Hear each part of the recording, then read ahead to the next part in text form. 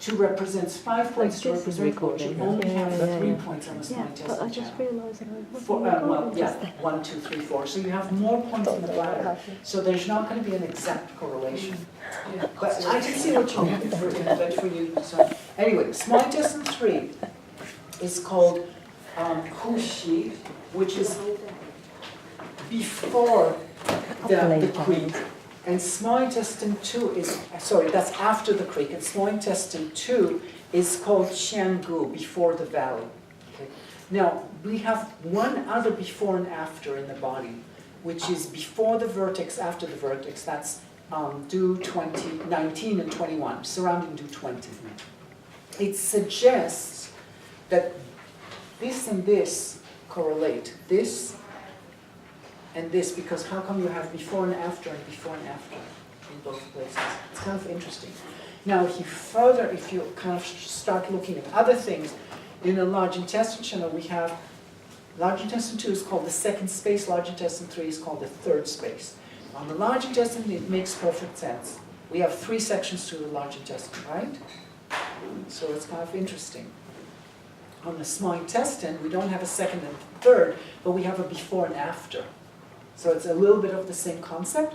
And the small intestine 1 is called Shaozi, the small marsh, which to me suggests it's the first entry to the small intestine is the what? The sequence.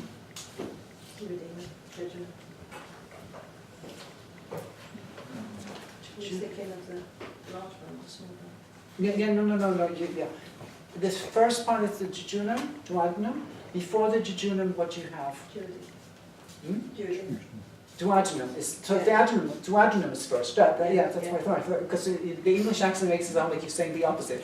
Okay, duodenum, as it's spelled.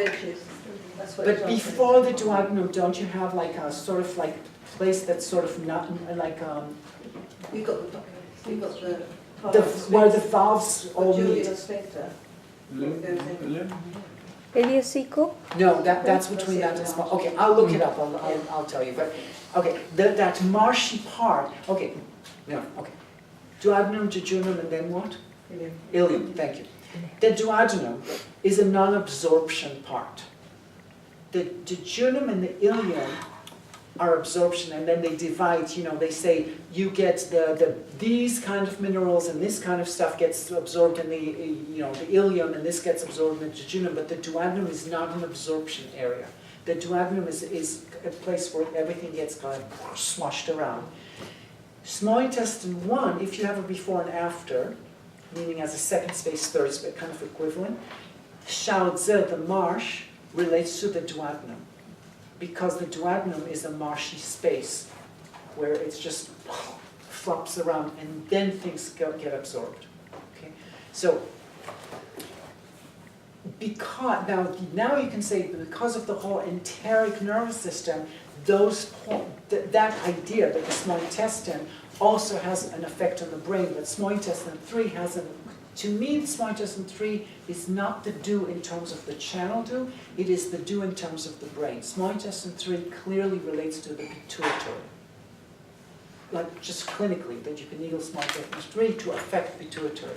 And therefore UB66, which is an equivalent area with a similar name, affects hormones. Okay, that was kind of where I wanted to go with that. Okay. And if it's right side only, we use left stomach 27.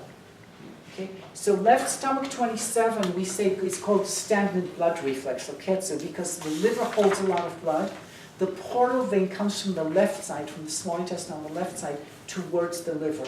So if the blood is viscous and is not moving well, then the portal vein is going to get congested, and it's going to reflect more on the left side because it comes from the left side. So this is sort of a liver sign, right side occiput. And you want to release needle stomach 27 or release it first. Okay? And we talked about the puffy mastoid, and in all neck issues, like when you said, well, wait, what if C6, C7, I don't know. Well, all of them, you can use T5, T3 to T5. So just so that you know, we have about 20 minutes. We would like to leave at 6, which it's good because we don't have a patient right now, so we're not going to be delayed. But because we the room needs to be kind of locked, the building has to be locked. So feel free to go to the bathroom or whatever you need now in the next 20 minutes, so that at 6 o'clock we're not all trying to congregate and use the bathroom. Just to let you know. So, yeah. I'm going to give people a dog food on a piece of paper Oh. to get in tomorrow. Because, That's the only way to get in. yeah, punch in the code for.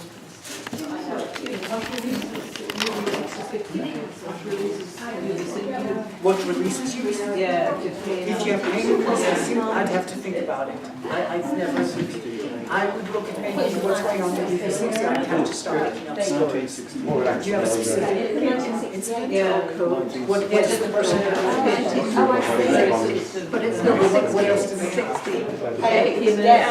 Oh, so they're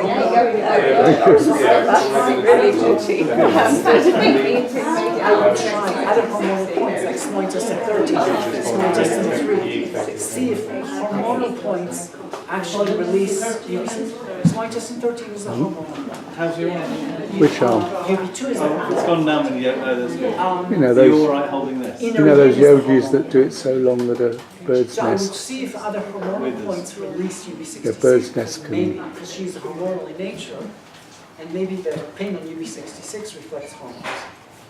Thank you. Yeah. Did you say Abby, can I? Oh, sorry, Tim. After Tim. After Tim. Go. GB20 on the right. GB20 on the right Did you say, oh, how I come across? relates to Oketsu. Okay, so could you use liver 4 and lung 3 You can, instead of? and lung 5. Liver for lung 5. You can, and then, but ultimately for this, for one that shows here, you do want to also need a stomach 27. You know, and then, yeah, if they have rapid pulse, for example, then you won't. You'll just do liver 4, lung 5. Make sense? All right. So, this whole class is about autonomic nervous system. So, one of the things is there is no clear reflex. You know, some things we say there's a clear reflex for. If you have pressure pain in REN 17, you know, on REN 12, which suggests that it's the stomach. Autonomic nervous system type do not come with a very clear pressure pain on X. They may show REN 17, they may show the SCM, they may show cervicals, they may, but when you diagnosis of autonomic nervous system, if you want to use the body and be like, have a pathognomonic, a clarity, it's going to be this, it's going to be the pulse, okay? So we're not going to call it tight pulse. You will probably call it thin, wiry, but here's the problem with thin, wiry. Wiry pulse, by definition, if you look up the definition of wiry pulse, it is an excess pulse. Okay? So you cannot have thin, weak, wiry pulse. It doesn't make sense. People are confusing that there is a quality of tightness. A tight pulse is a type that feels tight, just like a guitar string, just like the wiry does also, but it doesn't have the strength. And when you press on it, Nagano, the words I heard was, but Nagano said disappeared on pressure. Then I went, don't think so. It can, some of them will disappear totally. What it means is not that the pulse, in my experience, it's not the pulse that disappears, it's the quality, that quality relaxes, and often you get suddenly a soft pulse underneath it. So at the top you're feeling, and it's thin and it's not terribly strong usually. And when you press on it, instead of getting stronger, which is what a wiry pulse will do, a true wiry pulse, we use gallbladder 39, spleen 9. Look for people who have brain damage, they will often have what I call a wiry pulse. Okay? A tight pulse has that quality of tightness, but it's thin, it's weak, and when you press on it, suddenly it becomes soft, and you go, wait a second, you have two different pulse qualities, and you go, teacher, which one is the correct one? You know, they're both correct, It's just it's the togetherness of it, and that's an autonomic nervous system pulse. And now, because you see the contradiction in the pulse, you can understand why they're a nervous system problem. The nervous system, the two components don't come together well. There's something that's sort of like tight, and there's something that's like splashes all over, it doesn't hold. Okay? That's very typical.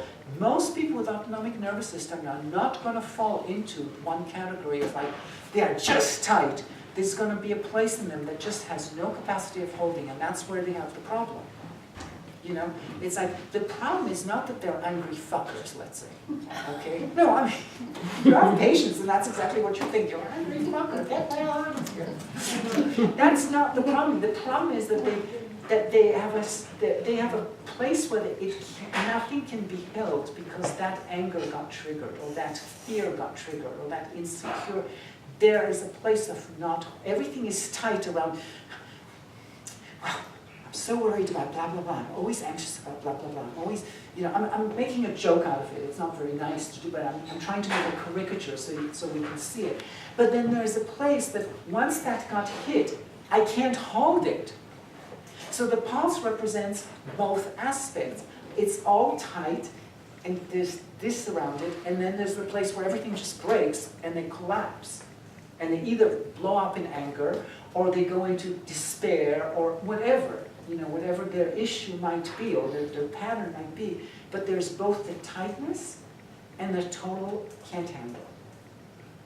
And that shows, that's why that pulse shows that way. You know, it actually shows what you're describing as the nervous system disorder. You know, in a fairly clear manner. So I know pulses are very difficult. I just wanted to give you that pulse so that you can start to see if you feel it, and that's what I'm telling you. It will not disappear. It will change quality underneath. It's not uncommon. You see tons of people like that. Okay? And there are no clear reflexes, but some of them will be the tight SCM, the tight diaphragm, which might show on the diaphragm as well as on C3, because that's where the phrenic nerve shows. A tight liver 12, because that's the psoas and the core.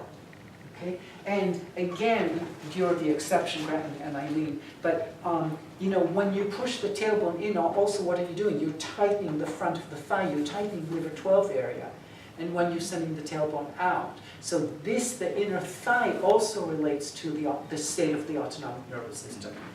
Okay? And then they may show REN 17, they may show REN 9, especially REN 9 pulse. Which is starting to be a little less common. I'll try and talk about that tomorrow. And on the back they'll show T5, T7, and the inner border of the left scapula. Okay? So those are your reflexes. And we've basically gone through most of the treatments, but you do want to, with someone who's an autonomic nervous system type, which is going to account for about 75% of your patients, okay, because that's just the world we live in, okay? You do need to take pulse and determine if it's the very minimum rapid or slow. Neither regular, you're fine, you can do everything. With a slow pulse, you should not be, really slow pulse, 60 and below, do not needle the lower abdomen. Okay?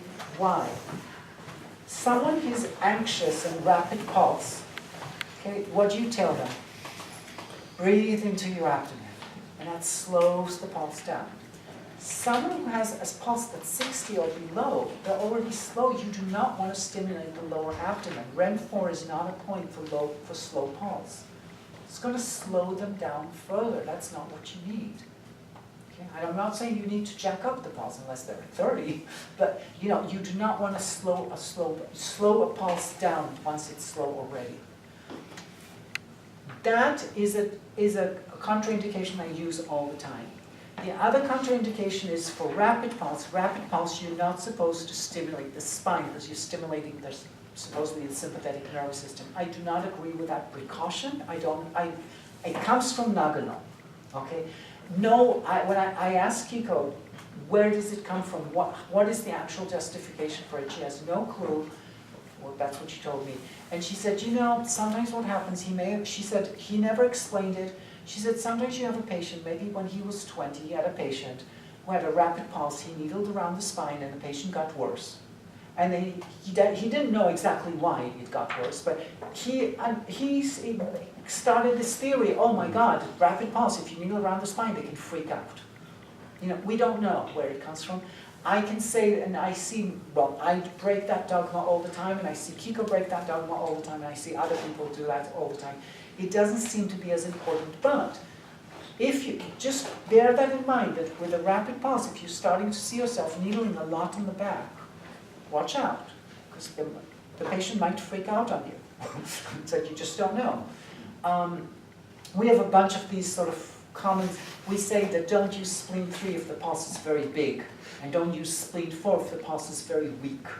Okay, we have a bunch of these sort of theories, and I always watch out, so I watch out to see, like, maybe this person might fall into this category of something weird will happen if you use this point. You just don't know. So just bear it in mind and, you know, do what you can with it. So under the third toe is another one of those. It's a point that is more suitable for rapid pulses. It's not suitable for a slow pulse type unless they have that quality of the pulse that is tight, and then that tightness disappears on pressure. It's kind of important to be able to differentiate that, because if they have that tight pulse, go ahead and use under the third toe, no matter rapid or slow.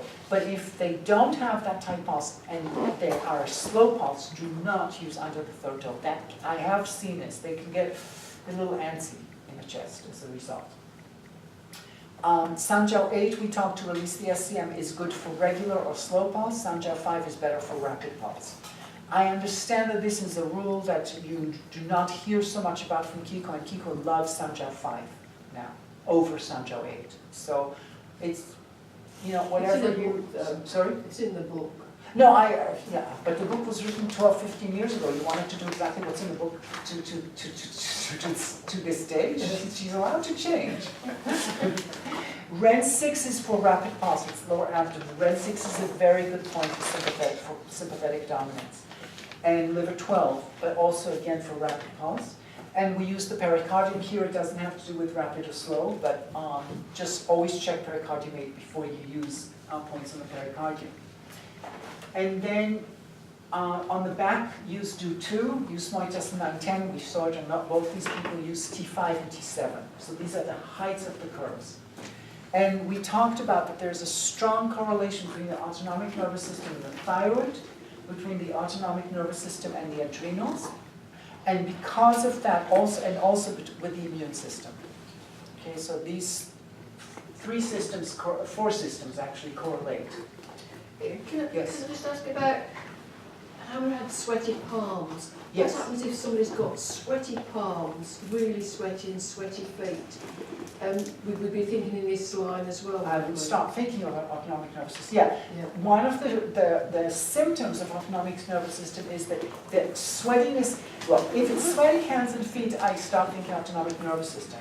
If it's sweaty everywhere, it might be nervous system, but there can be more to it, more than just nervous system. But just hands and feet tends to be nervous system. Sweaty head. Not sure. Just honestly don't have an answer. Yes. What about sweaty hands and feet and cold hands and feet? Still, the sweaty, it does not imply it's warm. They can actually be clammy and cold. That's still nervous system. The coldness itself could be autonomic nervous system, could be a hormonal component also. What about 66? Might be a Blau 66. There's other hormonal points, so things that are hormonal points. Inner yin is a big hormonal point, especially for women. That inner thigh area relates to hormones. UB2 relates to hormones. UB1 in the Ling Shu is called Ming Men. Okay, but do you really want to needle UB1 better? UB2 to represent it. And small intestine 13 or Sanjiao 15, either one, whichever one you want to look at it, is going to relate to hormones. Bladder 2 is the pituitary shu, isn't it? Is it? Pituitary Moo. Pituitary moo. Okay, but so relates to hormones. Yeah. So, all right. So Okay, can I just yeah. because what you just described there about the kind hands and feet just reminds me of one of my fertility the male fertility patient. Uh-huh. And I'm just kind of There is such a thing? Okay. And how does the ANS type affect fertility? Oh. Is that really big? So, we can have a discussion outside around it because it will take a while, but okay, with men, okay, no, but I'll give you the short version. No, I'll give you the short version, especially with men, because we're now talking about the male fertility issue. So, remember that in males especially, sexual activity is highly correlated to your ability to coordinate both sympathetic and parasympathetic smoothly together, otherwise it ain't happening. Okay, it can't happen with just one. Therefore, for men, any urogenital issues, releasing the neck is the most important thing. That includes bladder issues. Now, I can give you another theory tomorrow to explain that differently, but so to release stomach 9 through this autonomic nervous system is one of the most important things to do. And if you actually have, say, urinary blockage or something like that, needling stomach 9 is going to be conceivably of great help. I can't guarantee every single patient. So I've had a number of patients who came that they have to put a catheter in order to pee, and when I release this and then needle it, they can pee without it. It doesn't have urinary problems, but it is insufficiency. No. I'm saying this is different, but I'm just saying, even bladder problems. In other words, any urogenital problems with male, Prostate. the first thing, prostate has other components, but first thing to think about is release the neck. For men, the first thing to think of when it comes to sex or urogenital, first thing, their sex is here, first of all. I know they don't think it is. It's the opposite of the small, large head problem. Leave it at that, I'll shut up. Sorry. Prostate also relates to spleen 7, kidney 7, liver 8, and inner yin. Spleen 7, kidney 7, inner yin, and liver 8. And on the back, UB35. And release L5 as well. Sacroiliac may be related. Thank you. Well, let's start with the thyroid tomorrow because it's 5 to 6, and if we start a new subject, it's going to be frustrating. So, any questions? Yes.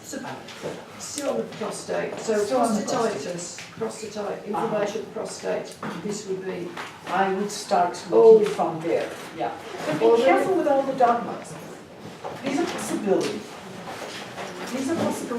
But still, and remember, prostate must relate to tomorrow. I just pass it over there, Welcome, human. Through the prostate or whatever. So you talking about releasing stomach 9. I'm talking about Kawaii's ear point. You have many options for stomach. You can release it through stomach 8. You can release it through the Kawai ear pump also. You can release it through stomach chi. Stomach chi is highly related to stomach 9. You can release it through the kidney. Kidney points can release stomach 9. So you have a number of different options for stomach 9. Can you repeat that again? For releasing stomach 9, could be Sanjiao because of SCM, could be stomach chi because it relates with stomach and primitive reflex, could be kidney because kidney surrounds the throat. What else did I say about stomach 9? That was it. Kawaii's ear point. And the ear point for like for thyroid. Oh yeah. Under the Yeah. But you can invent any kind of, the thing is you're using this as a reflex for this. And therefore when you release this, you see if the kidney 11 area also releases. And that's kind of then you know that you're doing the right thing. But how you release stomach 9 is going to depend on what else they come in the history. You see, there is do this for this, but in my book, which doesn't exist, there is no do this for this. There's only look at who you're dealing with and use your imagination and use the other book that's copyrighted to figure out some protocols for yourself. But my book is not copyrighted because you can't copyright ideas. Use your ideas, your imagination to make stuff. That's my book. So there's only one page. There's only one line. It's only one line, exactly. You can't even make a book then. Any other questions? Yeah, where we're going to. Sorry? I've got quite a few, but they can wait. Well, why don't, okay, come a little early tomorrow and we'll. Okay, So if you come, I will be here early tomorrow. Time's up. We're starting at 9:30, I'll probably be here at 9. So, just so you know, we can have an informal question and answer. I cannot ask people to come before 9:30 because the class starts at 9:30 and that's totally appropriate. But, so if you want to have an informal question and answer, I'm here.